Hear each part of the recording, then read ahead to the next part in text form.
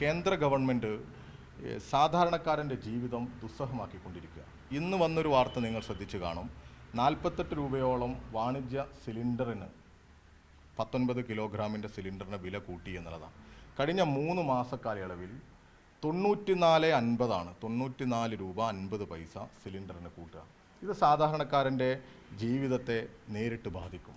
ഇവിടെ പെട്രോളിയം ഉൽപ്പന്നങ്ങളുടെയൊക്കെ ഒരു വില ആഗോളതലത്തിൽ കുറയുന്ന ഒരു സാഹചര്യമൊക്കെ ഉള്ള സമയത്ത് ഇങ്ങനെ വില കൂട്ടുന്ന സാഹചര്യം ഇത് കുത്തക മുതലാളിമാർക്ക് സൗകര്യമൊരുക്കുന്ന സാഹചര്യമാണ്. ഇതിനെതിരെ വലിയ പ്രതിഷേധം ഞങ്ങൾ ഉയർത്തും.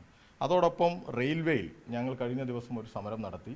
കേരളത്തിലെ മാധ്യമങ്ങളൊന്നും അത് വേണ്ടത്ര രീതിയിൽ ഇടപെട്ടിട്ടില്ല എന്ന് തന്നെയാണ് ഞങ്ങൾക്ക് നിങ്ങളോടുള്ള ഒരു വിമർശനം. കാരണം നിങ്ങൾ ഉയർത്തിയൊരു വാർത്തയുണ്ട്, അത് വേണാട് എക്സ്പ്രസ്സിലെ കുഴഞ്ഞു വീണ വാർത്തയാണ്. ആ വാർത്തയെ തുടർന്ന് അതുമാത്രമല്ല, തുടർച്ചയായി ഞങ്ങൾ ഉന്നയിക്കുന്ന കുറേ വിഷയങ്ങളുണ്ട്. കേരളത്തോട് കാണിക്കുന്ന ഒരു അവഗണന റെയിൽവേയുടെ, ആ അവഗണന ഇപ്പോൾ അതിൻ്റെ ഒരു മൂർധന്യാവസ്ഥയിലെത്തി നിൽക്കുക. യാത്രാക്ലേശം ഭീകരമാണ്. വലിയ യാത്രാ ബുദ്ധിമുട്ടുണ്ട്. സാധാരണക്കാരന് യാത്ര ചെയ്യാൻ പറ്റുന്നില്ല.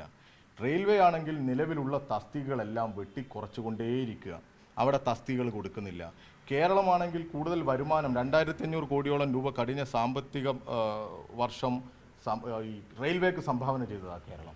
എന്നിട്ടും കേരളത്തിന് അർഹിക്കുന്ന ഒരു പൊതുഗതാഗത സംവിധാനം, ഒരു മികച്ച യാത്രാ സൗകര്യം കൊടുക്കുന്നതിന് ഈ റെയിൽവേ തയ്യാറാകുന്നില്ല. ഇതെല്ലാം കേന്ദ്ര ഗവൺമെൻറ്റിൻ്റെ ഈ തെറ്റായ നയങ്ങൾക്കെതിരെയെല്ലാം വലിയ പ്രതിഷേധം ഞങ്ങൾ കേരളത്തിൽ ഉയർത്തിക്കൊണ്ടുവരും. ഇത് പറയാനാണ് വിളിച്ചത്.